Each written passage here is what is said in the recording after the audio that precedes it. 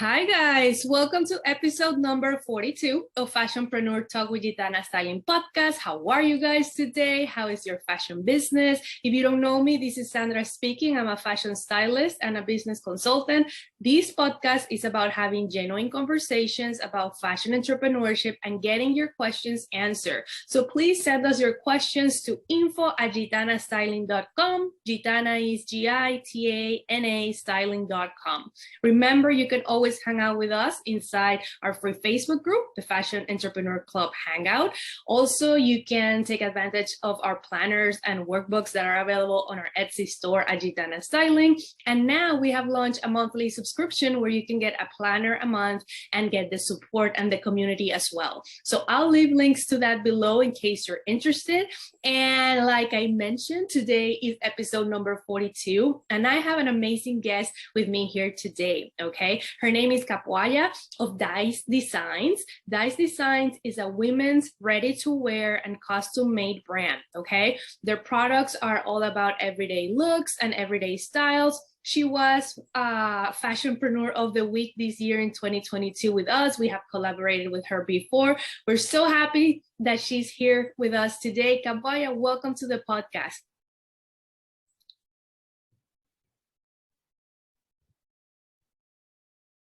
Hi, Sandra. Thank you for having me today. No, it's amazing to have you. Thank you so much for being with us today. Kapwaya, tell the audience a little bit more about you and about your background. Okay.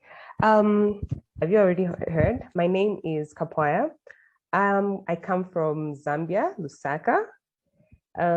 All the way across the ocean. Yeah, and actually, my background is in finance. Actually, I'm a banker by profession. Then I decided to quit the corporate world and decided to pursue my passion, which is fashion.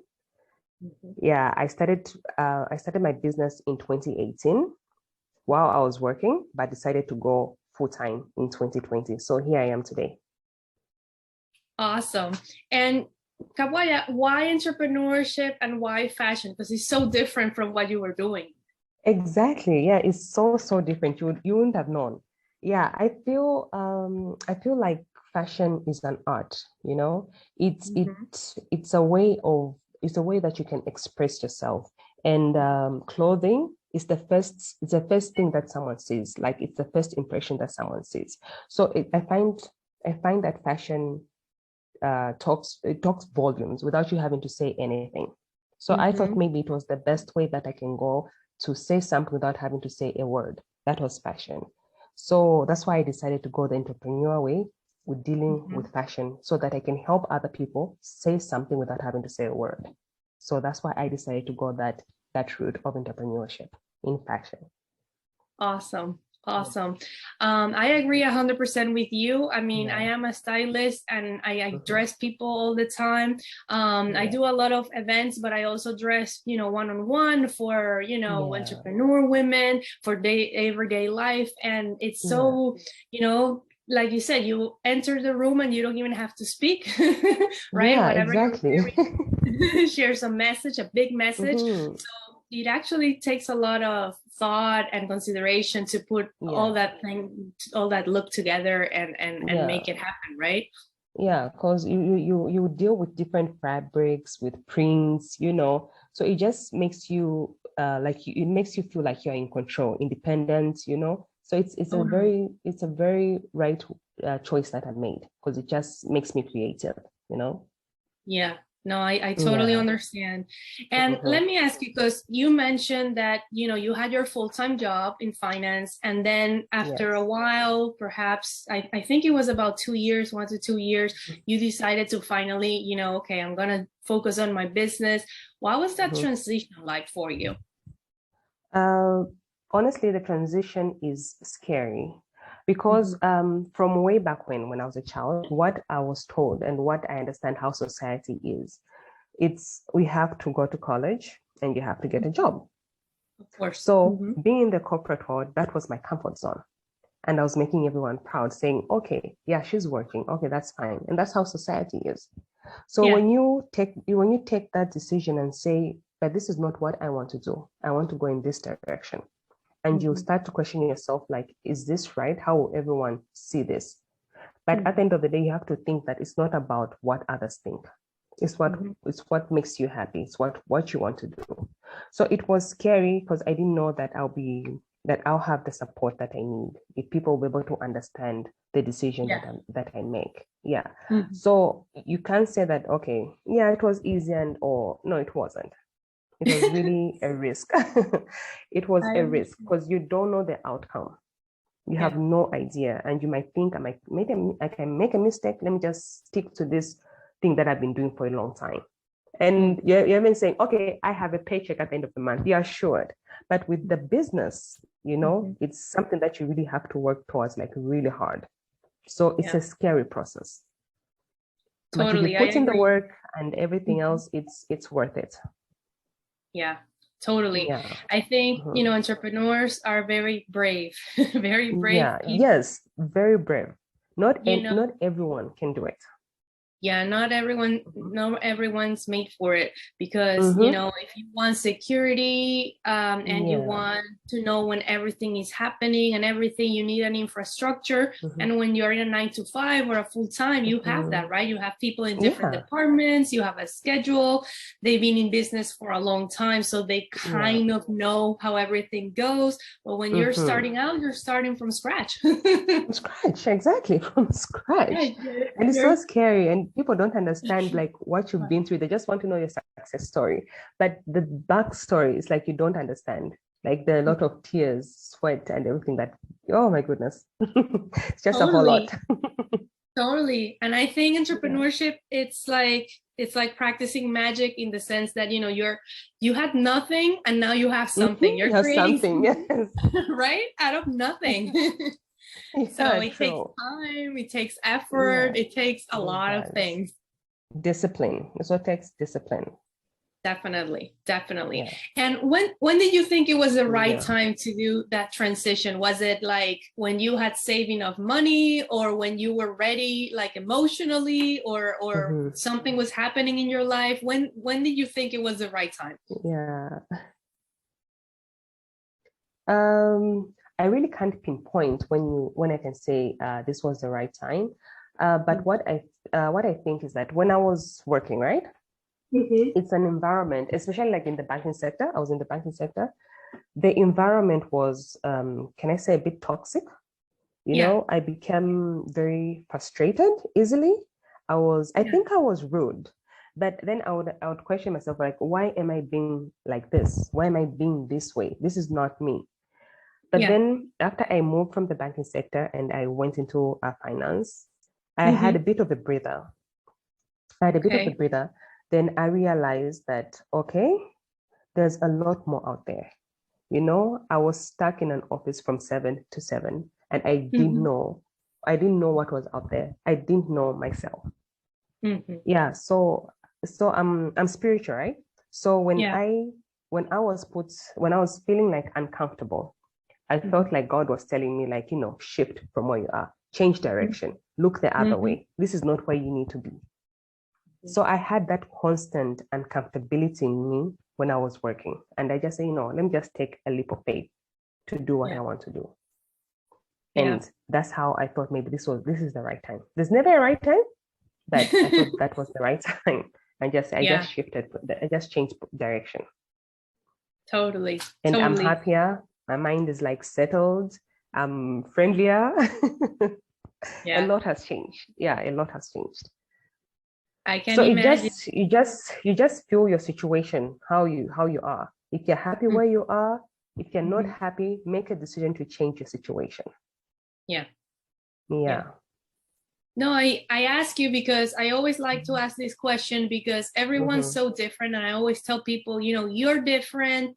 Your circumstances are different, so we can't tell you the right answer, but we can give you our point of view, our experience. And then from there, you can see, you know, what resonates with you, what works for you. There's people that, you know, they need to have so much money in the bank to feel comfortable of taking off so many, you know, okay, like at this time I'm going to do that. Or some people, like you say, they're in a very toxic environment, so that is more important.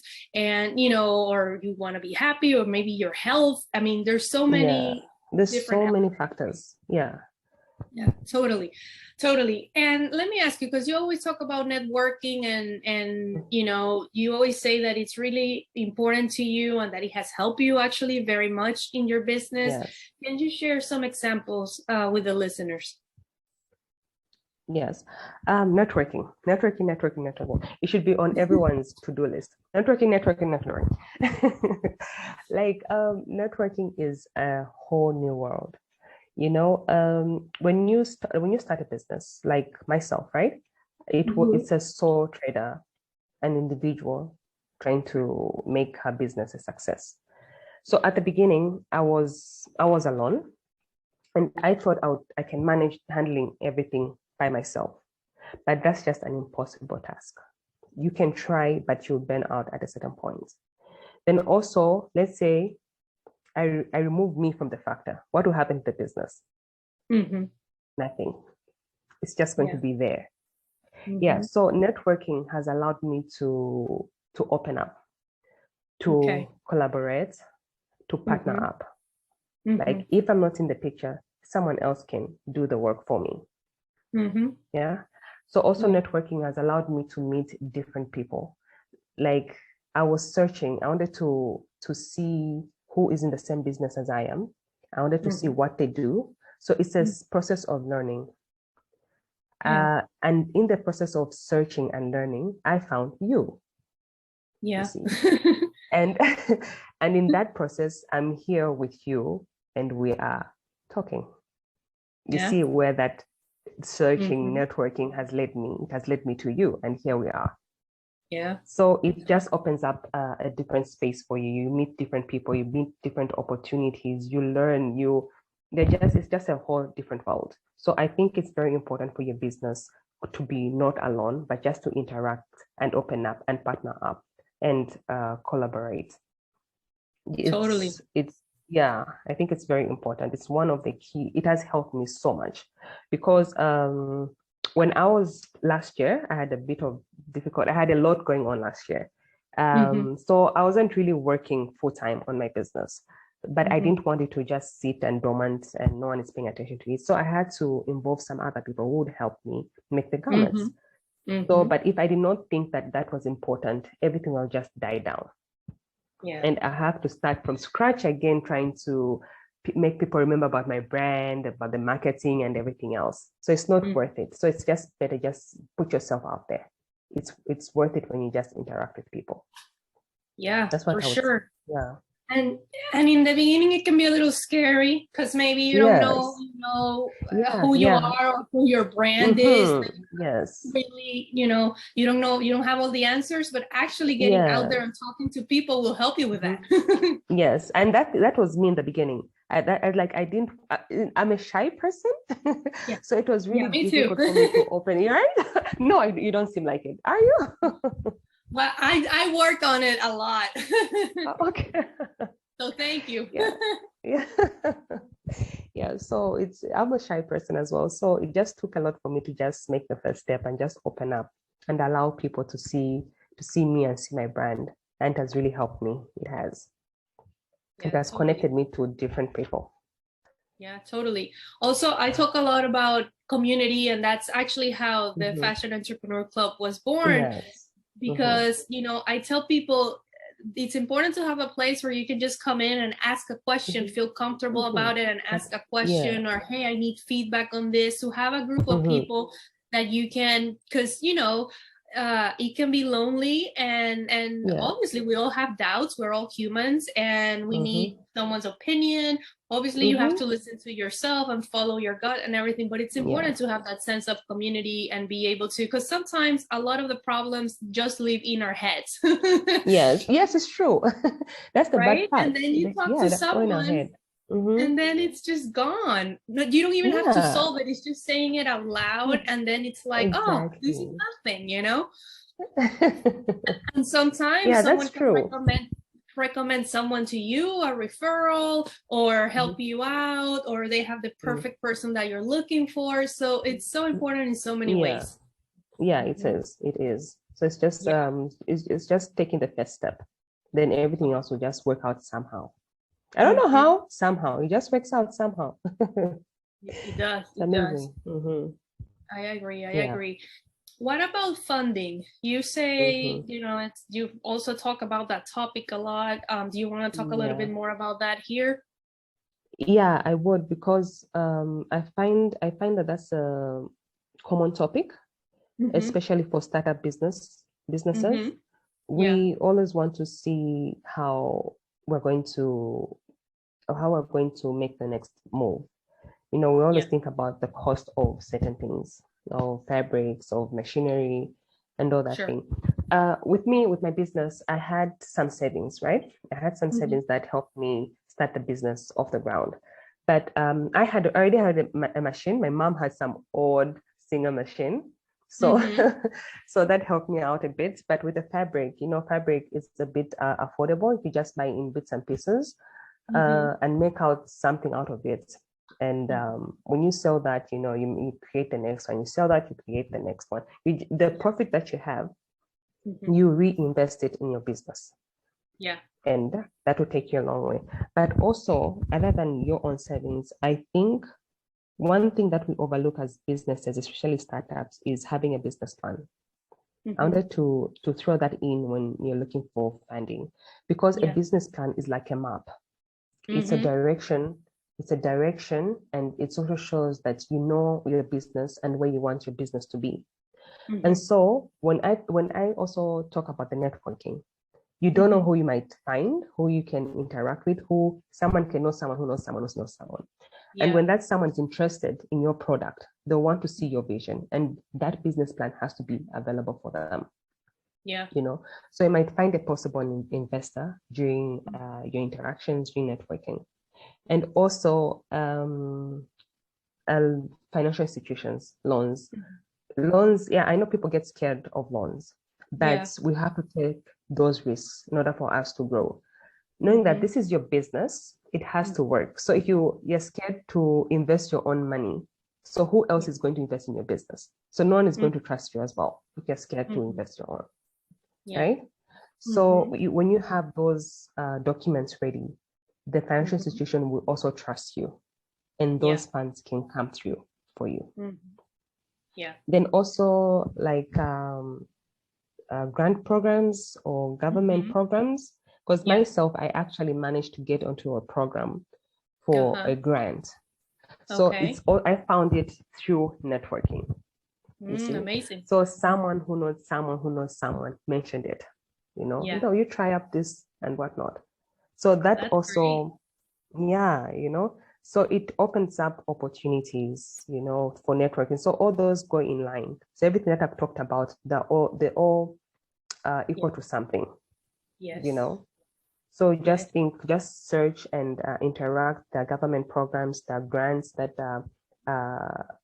some programs that they have, they give grants. They even crowdfunding. I know from my part here, it's a bit Mm-hmm. difficult for crowdfunding, but Uh-huh. I think in the US somehow it can work out.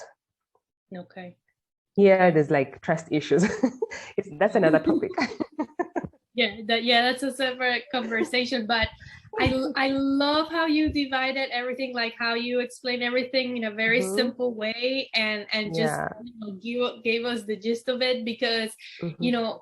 people, they don't and for someone just starting out, if someone's listening and they have an idea of a business but they don't have the funds and stuff, you Mhm. just gave them like a little roadmap of like all the options Yes. available, and I love Yeah. it. Thanks. So thank you for doing that. I think what you mentioned in the beginning, you said that when you're a solopreneur, you're by yourself, and you gave the example of creating your dress, let's say, and then Mhm. selling it, and then using that money Yes. to invest it back in the business, and keep Yes. doing that over and over again. I love Yes. that, because a lot of people, have the misconception that they're just gonna start doing this and they're gonna have the paycheck or the money at the end of the month, and depending on how you set it up, right, it might not work like that, right, in the beginning and for a long time. Yes, it might not work like that. Yeah, true. It's very true. Yeah. So, I mean, that's why some people decide to, maybe have an online store and then they buy an for example, and other people decide to just work custom made and then do it little by little, or other people go to the bank, like you mentioned, and get a loan or maybe a grant. So, or, do the crowdfunding and then get the funding for that collection. So I love it how you explain it. Thank you so much for doing that. And obviously, about that topic with your background. So guys, if you have true. That's true. He knows about this stuff. So awesome. Okay. So Kapwaya, for the people who are listening here in the podcast who, they're like thinking of maybe taking that leap of faith next year, 2023, and be like, okay, I want to do this. What can you recommend to them based on your experience, based on your own situation? What would you recommend to them? Or what tips do you want to give them? Or for someone who's like wanting to start a business? Yes, who they just want to get started. Okay, what I would do is that I would say that having passion is not enough. You really have to work hard. You really need to push. You need to have direction. You need to identify your market. So you having passion, yes, you might have it, and it will help you work towards your goals. But you have to put in the work. You have to connect with the right people. Mistakes are going to be there, like always, but we always learn from them. That's cliche to say, but it's true. Yeah. No, it's so true. Yeah. It's so true. So we're going to learn from them, but just remember the reason you started. Yes. The reason you started, it can be you want to be independent, you want to be your own boss. So that should excite you. I want to be my own boss. I want to be independent. I want my own office, and always have a vision board, Just make out a vision board and see what you want to achieve during the year. And by the time it's like 6 months in and just look at the vision board, you'll be shocked, like, oh my God, I've achieved this, I've achieved this, I've achieved this. So it's just something that you need to be disciplined with. Just work hard and ask for help where you want to, interact with people and reach out. Yes, it's a whole new world. Yeah. I agree with all of that, and I particularly agree with having the goals and the planning. We talk a lot about planning in here, and it's so important because a lot of people, I work with a lot of emerging designers in my career, and they're very talented and they have the passion, but like you said, they don't have that, they don't have the goals, or they don't have the discipline, right? And what happens is they just keep going in circles because they just go with the flow, and going with the flow doesn't take you, I mean, perhaps it may, right? But you need to have a goal, and you need to have, even if you know that maybe you're not going to hit the goal exactly at the right time. And, there's a lot of flexibility that comes with that too, that you have to incorporate and mindset and everything. But you still need to have an aim. You need to have a target. You need to know where you're going. Because if not, time goes by and you're still in the same spot. Right? Spots, yes, exactly. Yes, you are. So you just have to map it out. You have to straighten your road, and by the time you reach this side, you're like, oh my God, how did I reach here? So you just have to make everything clear as possible. Totally. And you have to believe in yourself, and you have to also know that it's a long road, and be excited about it. Yes. A lot of people think it's gonna be right away or whatever, and it might be, and that's awesome, but it might not be. Yes, but and you have to be prepared. Yes, exactly. So it's a long road, and you just have to have the patience and the drive. The discipline. So it involves a lot for you to get to your goal. Totally. I love it. I think, yeah, I think if we have to narrow it down to one thing, definitely the discipline. I always tell people, you know, you have to be consistent, you have to be disciplined, because Yeah, consistent. Yes. when you do something over and over again and it's giving you results, you're gonna build momentum and it's gonna take you places, you know? Yeah, so true. So true. So true. Well, Kapwaya, this has been amazing. Where can people connect with you and your business, DIICE Designs? Of course, I'm going to share links below, but let them know, please. Okay. You can find me on Instagram, DIICE Designs, or you can use my personal one, which is Kapwaya, and on Facebook, that is Designs by DIICE.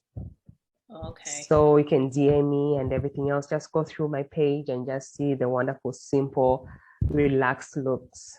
Everything is there. Yes, she with has nice beautiful prints and all. things. You do. Yeah. Thank you. Thank you so much. I love you having you in the community, and coming over here today to share your experience. I think it's so important that people, you know who's behind the brand, and you know, our community is full of stylists and designers and makeup artists and hairstylists, and we can all collaborate and do amazing things together. So thank you, Kapwaya. Yeah, I also want to thank you. Like, it's really been a wonderful journey. I follow you a lot. All the collaborations that we've had, it has helped me also like broaden my following. It has just been amazing, and thank you for all the opportunities that you've given me. Really, I really appreciate it. Thank you. My absolute pleasure. This is what we're here for. So thank you so much. And guys, if you have any questions for Kapwaya, please contact her. We'll share the links below, or just share a comment below, and we'll contact you. And don't be shy. She's active on her social media. So, you know, and she's super kind, as you can tell. So, you know, contact her and let's make the next year the best year in business ever. Okay, if you guys like this podcast, please like it, share, subscribe, because it helps us grow. And thank you again, Kapwaya, for being here with us today, for hanging out with us today. Thank you for having me. No, my pleasure. And guys, have a great rest of your week, and we will see you in the next episode. Okay, bye guys.